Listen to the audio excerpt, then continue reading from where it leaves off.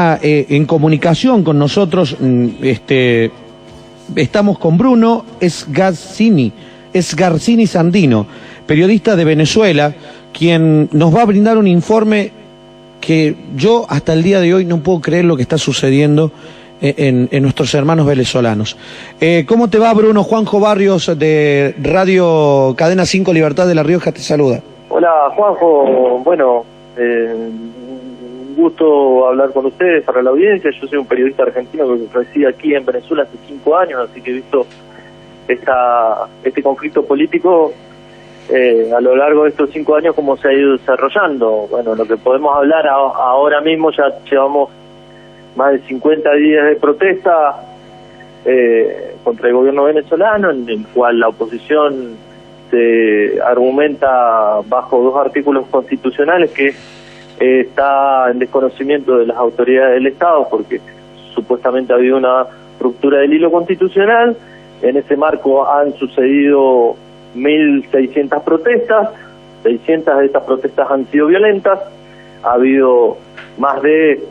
50 muertos, que varían según el conteo de quien lo haga, ha habido más de 2.000 imputados, los cuales de esos 2.000 imputados hay 200 que se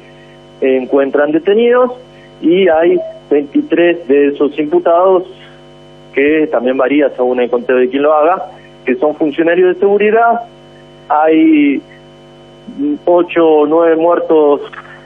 relacionados con protestas. La gran mayoría de los muertos ocurre fuera de los contextos de protestas. Hay 7 muertos que son parte del chavismo por sicariato, francotiradores. Hay 4 agentes de seguridad muertos. Hay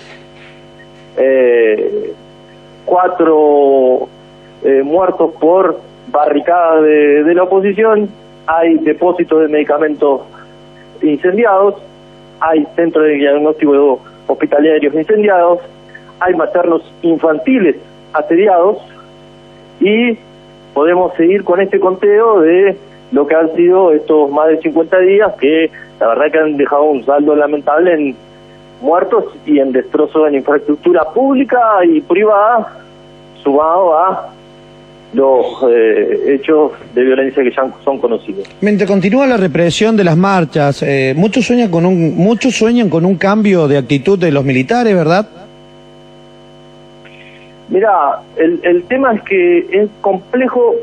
el escenario de las protestas, porque las protestas también tienen un componente de violencia, de enfrentamiento con los cuerpos de seguridad, y han llevado a límites muy fuertes en ataque a unidades militares, que ha llevado muy complejo el tema de la respuesta de las fuerzas de seguridad, que han tenido excesos indudables, pero que en este momento están sobrepasadas, creo yo, por el tema de las tácticas de las protestas que están teniendo la oposición, porque bueno,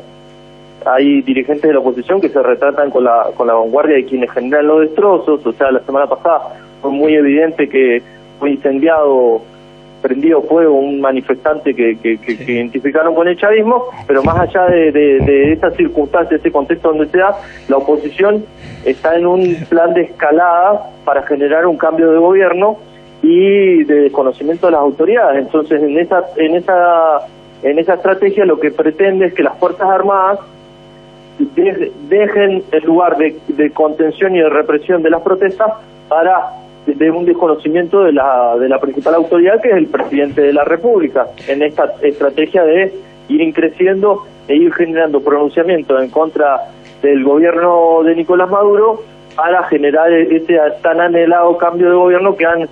planteado. El problema es que la oposición ha planteado que lo que quiere es que eso sea bajo una fórmula de elecciones. Bruno, se convocaron a 2 elecciones. Sí, bueno, eso justamente, convocan a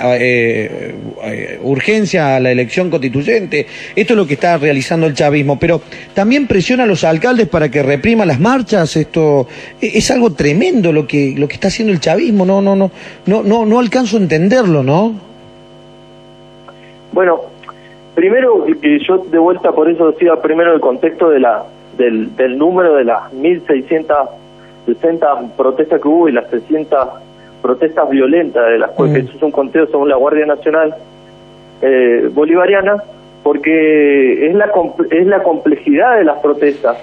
porque acá ha habido verdaderos toques de queda en algunas partes del país, o sea, es decir, que los protestantes agarran y toman ciudades o puntos específicos del país y declaran que hasta tal hora puede salir la gente a la calle o no pueden abrir los comercios. Entonces, ante eso se genera una complejidad porque el Estado tiene que asegurar derecho de libre tránsito y derecho también a la libre movilidad y a garantizarse la alimentación, la salud. Por eso hablaba también del ataque a los hospitales y a los materno-infantiles y también los saqueos que ha habido a comercio. Solamente esta semana hubo 100 comercios afectados, saqueados en un estado periférico de Venezuela. Entonces eso ha generado como esto una exigencia muy fuerte en el Estado de una respuesta que esté equilibrada entre mantener los derechos y mantener también el derecho a la protesta que tiene la oposición venezolana. En este sentido ha salido un fallo del Tribunal Supremo de Justicia que dice que los 8 alcaldes de oposición tienen que asegurar que no sean utilizados niños en esta protesta, porque también hemos visto que hay niños que se los obliga a armar bombas molotov y a estar en el frente de estos enfrentamientos con la policía, que no se permita que se corten las calles con barricadas, porque las barricadas han dejado muertos en accidentes, como te describía, y que se asegure que las protestas sean pacíficas. Claro. Porque el grueso de las protestas violentas han ocurrido en estas 8 alcaldías que son gobernadas por alcaldes de la oposición. Pero igual, volviendo al tema electoral, sí, el próximo mes hay elecciones de Asamblea Constituyente, pero a fin de año están las elecciones regionales, que era uno de los puntos que la oposición exigía, y ahora la oposición habla de que no solo no va a asistir a la Asamblea Constituyente, sino que también desconoce el llamado a elecciones regionales, porque lo que está exigiendo la oposición venezolana es una figura de elecciones generales. El tema de las elecciones generales que no están contempladas en la Constitución bolivariana, entonces deberían hacer un cambio constitucional, es decir, deberían ir a la Asamblea Constituyente